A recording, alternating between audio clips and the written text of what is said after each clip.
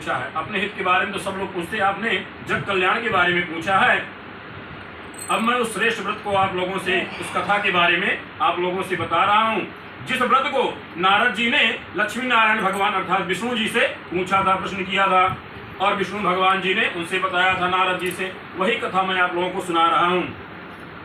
एक समय की बात है कि योगीराज नारद जी दूसरों के हित की इच्छा से, दूसरों का कल्याण करने की इच्छा से अनेक लोकों में घूमते हुए स्वर्गलोक में गए, मृत्युलोक में गए, वैकुंठ लोक में गए। सभी लोग भ्रमण करते हुए जब मृत्युलोक में आते हैं तो वहां पे सभी मनुष्यों को देखा कि जन्मे हुए सभी मनुष्य अपने अपने कर्मों द्वारा दुखी हो रहे हैं, पीड़ित हो रहे हैं। सोचा, मन में विचार किया कि प्राणियों का हित कैसे होगा, इनका जो दुख है कैसे निवारण हो सकता है, इनके दुखों का नाश कैसे हो सकता है। ऐसा मन में विचार करके विष्णु भगवान जी के यहाँ जाते हैं।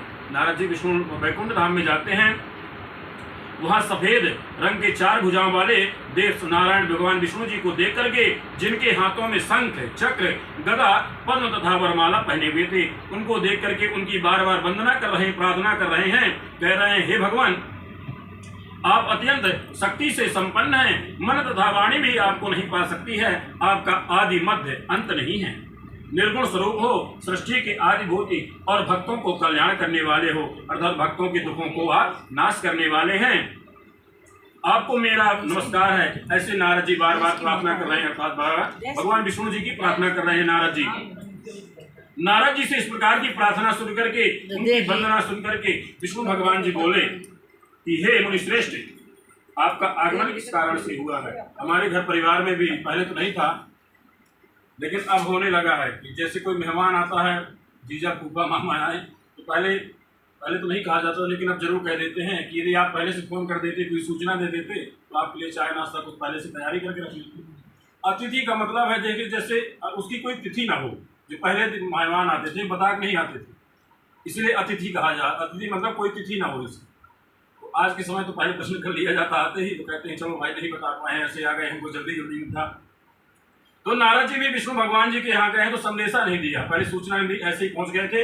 विष्णु भगवान जी कह रहे हैं, आपका आगमन किस कारण से हुआ है, निसंकोच आप मेरे से बतलाइए, मैं सुनना चाहता हूँ।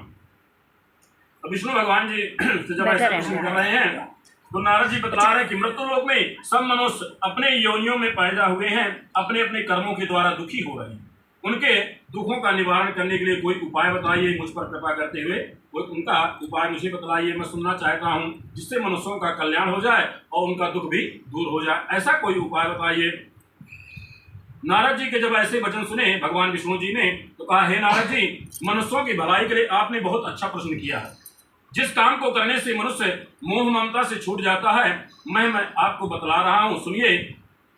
बहुत ही पुण्य देने वाला है और स्वर्गलोक तथा मृत्युलोक दोनों में दुर्लभ है। यह उत्तम व्रत है। आज मैं आपके प्रेम वश हो, आपके प्रेम के कारण होकर के मैं आपको बतला रहा हूँ। सत्यनारायण भगवान का यह व्रत अच्छी तरह विधि पूर्वक करके मनुष्य जब आयु पूरी हो जाती है, मनुष्य की यहाँ से जाता है तो सुख भोग करके वैकुंठ धाम में जाता है, अर्थात नारायण जी के धाम में जाता है।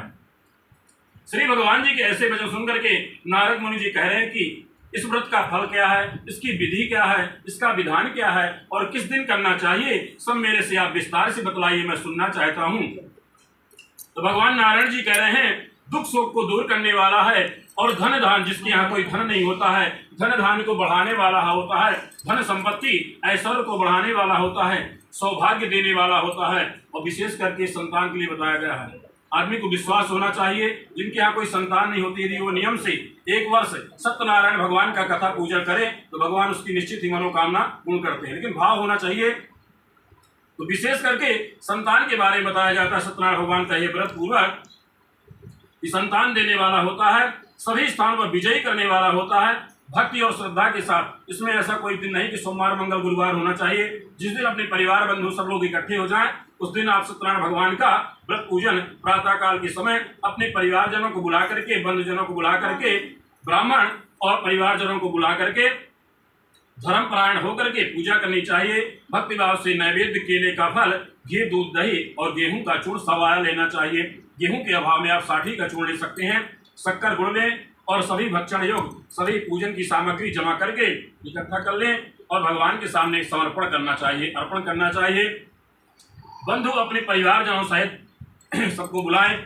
उसके बाद कथा पूजन होने के बाद ब्राह्मण को भोजन कराएं। इसके बाद स्वयं भोजन करना चाहिए। भगवान का भजन कीर्तन करते हुए आचरण करना चाहिए। इस समय जो समय इस तरह व्यतीत करता है भगवान उसकी मनोकामना निश्चय ही पूरी करते हैं। और विशेष करके इस कलयुग में यह भूमि पर बहुत ही सुंदर और सरल उपाय। बोले वृंदावन बिहारी लाल की जय, बोले नारायण भगवान।